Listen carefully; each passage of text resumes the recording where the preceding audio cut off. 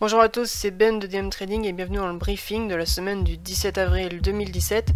Une semaine assez intéressante parce qu'on a le lundi férié de Pâques et après on a pas mal de news intéressantes dans la semaine qui pourraient donner des mouvements sympas sur les paires qu'on suit actuellement.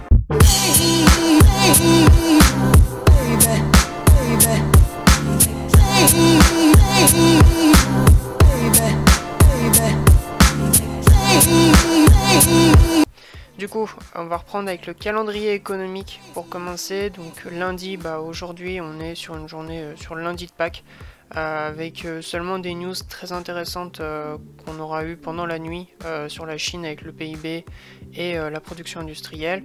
Des résultats assez positifs qui sont sortis.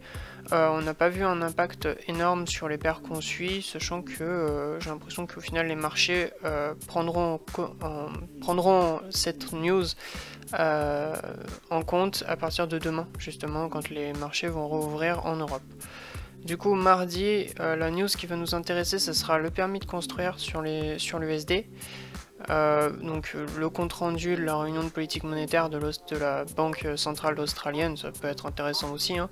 C'est juste qu'on ne suit pas vraiment des paires en AUD, mais faites attention à cette news aussi. Par contre les permis de construire ça va être intéressant, attendu en positif. Permis de construire, c'est très important aux États-Unis. Mercredi on aura les stocks de pétrole et l'indice IPC annuel de l'euro, donc de la zone euro. Donc assez intéressant, on n'attend pas de variation particulière. Pour les stocks de pétrole, on n'a pas encore le chiffre attendu. Du coup, on verra s'il y a un effet de surprise. Si ça change pas, ça va pas forcément donner des mouvements très intéressants. Jeudi, on aura l'indice manufacturier de la Fed de Philadelphia, donc ça va être assez intéressant. Des news sur la Nouvelle-Zélande avec l'IPC trimestriel qui est attendu à la hausse. Et enfin vendredi, donc c'est jour férié au Brésil, bon ça c'est pas très important pour nous.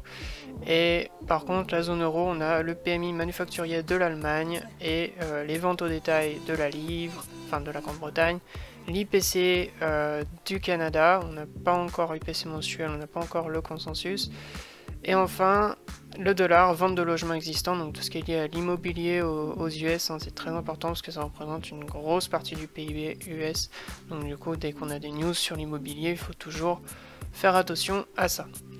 Alors, pour les graphiques, donc on va commencer avec le DAX. Donc le DAX par rapport à la semaine dernière, il s'est pas vraiment passé grand chose. On avait simplement en fait une baisse toute la semaine. En fait, toute la semaine, on a oscillé entre les niveaux des 12 250 et 12 100 jusqu'à ce qu'au final on parte à la baisse.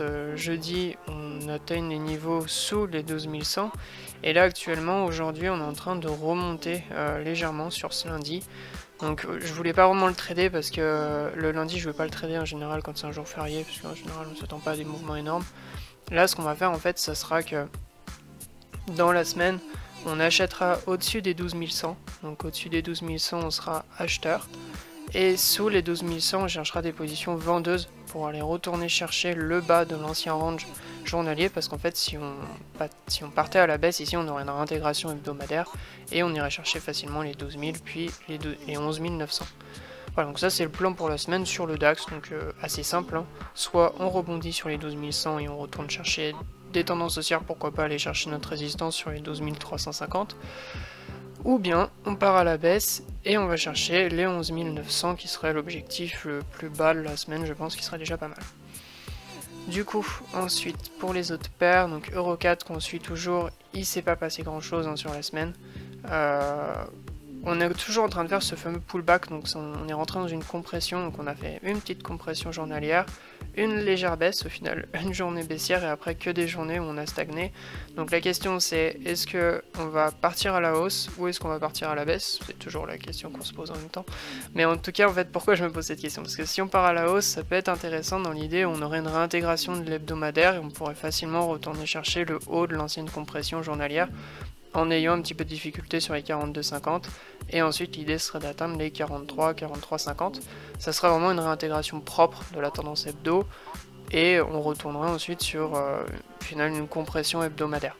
Là actuellement on est plutôt sur une baisse en hebdomadaire et du coup on est en train de faire un pullback suite à la cassure du dernier plus bas.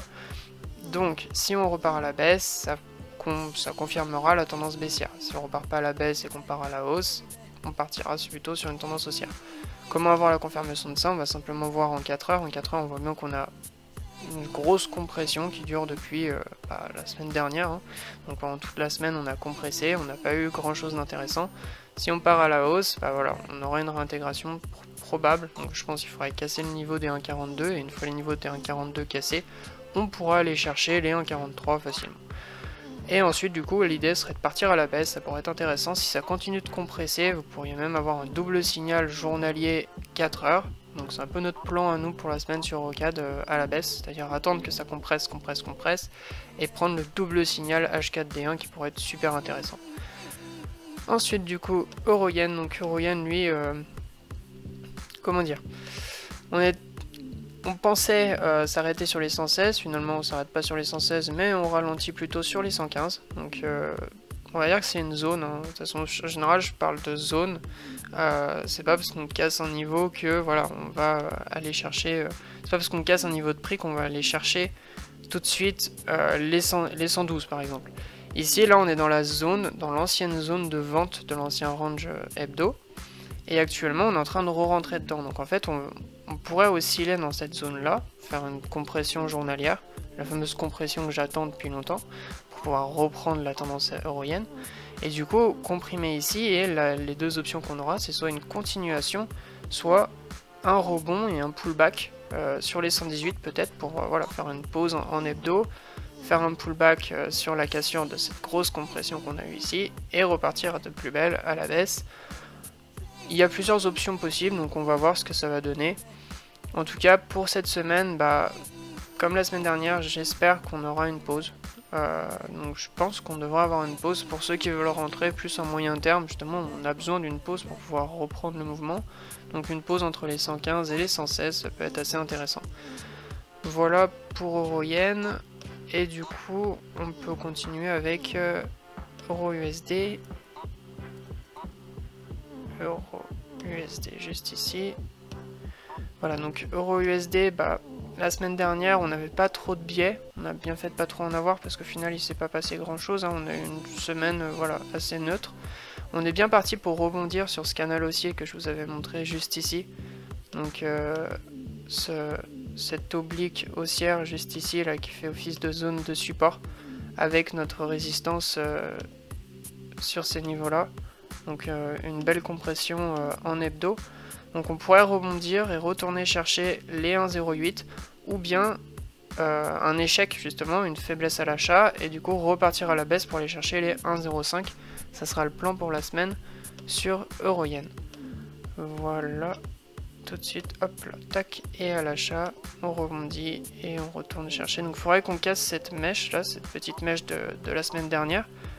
Donc le niveau des 1,0680 à peu près. Et du coup à la cassure de ce niveau là on pourrait facilement retourner chercher les 1,08. Du coup je vous laisse là-dessus. C'était les plans de la semaine. Donc si vous avez envie que je vous montre d'autres paires, si vous avez envie que je vous fasse des analyses sur d'autres paires, dites-le moi dans les commentaires. L'idée ça serait que je puisse vous proposer des plans, des scénarios sur des paires que vous suivez vous particulièrement. Là je vous ai montré celles que je suis moi particulièrement, donc c'est plus orienté sur l'euro, Euro-Yen, Eurocad, Euro-USD et le DAX qu'on suit toujours sur la lettre DMT. Voilà. Le code promo de la lettre est toujours disponible, donc lettre 20, pour ceux qui veulent s'inscrire à la lettre. En fait c'est un an, c'est le mois d'avril, ça fait un an que la lettre est arrivée et on a eu plutôt des bons résultats, donc on va essayer de continuer de bien travailler tranquillement et de vous proposer des trades assez intéressants avec des plans et des biais quotidiens pour vous permettre d'avoir des positions sur le long terme, le moyen terme et le court terme. Donc le long terme est plutôt en journalier, ce sont des positions qui vont durer plusieurs mois. Moyen terme, on sera plutôt sur des positions qui vont durer quelques semaines à un mois. Et court terme, on sera sur des positions intraday à intra-week, sachant qu'on en fait un petit peu moins. On préfère plutôt le 4 heures et le journalier pour des positions qui durent longtemps, ce qui sont les plus intéressantes avec un meilleur rendement. Voilà, je vous laisse là-dessus. C'était Ben de DM Trading. On se revoit la semaine prochaine. Ciao et bye.